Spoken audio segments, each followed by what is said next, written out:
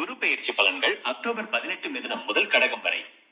18ஆம் தேதி அன்று குரு பகவான் நிகழ்த்திய இந்த அதிசார பெயர்ச்சியால் 12 ராசிகளுக்கும் ஏற்பட போகும் பலன்கள் இதோ. மேஷம். மேஷம் ராசி சக்கரத்தில் குரு உங்கள் 4ஆம் வீட்டிற்கு பெயர்ச்சியாவது வீட்டில் மகிழ்ச்சி பொங்கச் செய்யும். புதிய வீடு வாகனம் வாங்க உகந்த காலம் இது. தாயின் ஆரோக்கியம் மேம்படும், மேலும் மனதில் இருந்த கவலைகள் நீங்கி உற்சாகம் பிறக்கும்.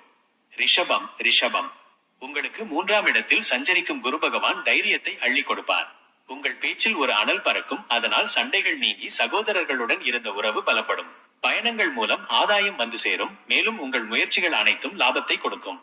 மிதுனம். மிதுனம் உங்கள் தனம் வாக்கு குடும்பஸ்தானமான 2ஆம் வீட்டில் குரு உச்சம் பெறுவது நிதி நிலைமையை செழிக்க வைக்கும். பணவரவு தாராளமாக இருக்கும், மேலும் முதலீடுகள் மூலம் நல்ல இலாபம் காணலாம்.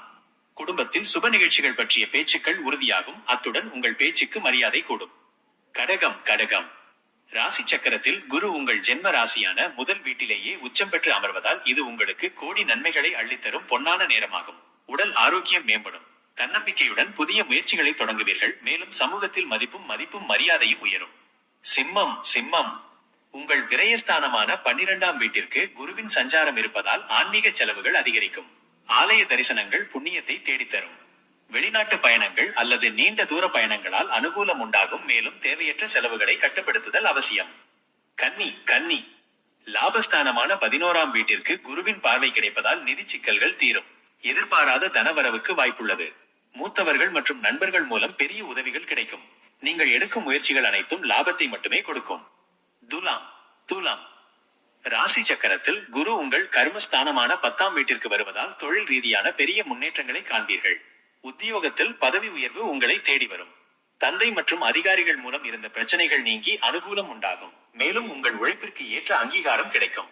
விருச்சிகம். விருச்சிகம் உங்கள் பாக்கியஸ்தானமான 9ஆம் வீட்டில் குரு சஞ்சரிப்பதால் அதிர்ஷ்டம் உங்கள் பக்கம் இருக்கும். நீண்ட நாட்களாக தடைப்பட்டிருந்த சுப காரியங்கள் இனிதே முடிவடையும். உயர்கல்வி வாய்ப்புகள் கைகூடும். தந்தை மற்றும் குருமார்களின் ஆசிர்வாதம் உங்களுக்கு துணையாக இருக்கும். தனுசு. தனுசு உங்கள் அஷ்டமஸ்தானமான 8ஆம் வீட்டில் குருவின் சஞ்சாரம் இருப்பதால் மறைமுக தொல்லைகள் விலகி ஓடும். திடீர் தன லாபத்திற்கு வாய்ப்புள்ளது. ஆராய்ச்சி துறைகளில் இருப்பவர்களுக்கு சிறப்பான முன்னேற்றம் கிடைக்கும். ஆரோக்கியத்தில் கவனம் தேவை, மேலும் மன நிம்மதி கிட்டும். மகரம். மகரம் ராசி சக்கரத்தில் குரு உங்கள் கடத்திரஸ்தானமான 7ஆம் வீட்டிற்கு பயிற்சியாவது திருமண வாழ்க்கை இனிமையாக அமைய வழிவகுக்கும். திருமணம் ஆகாதவர்களுக்கு திருமண பேச்சுக்கள் கைகூடும்.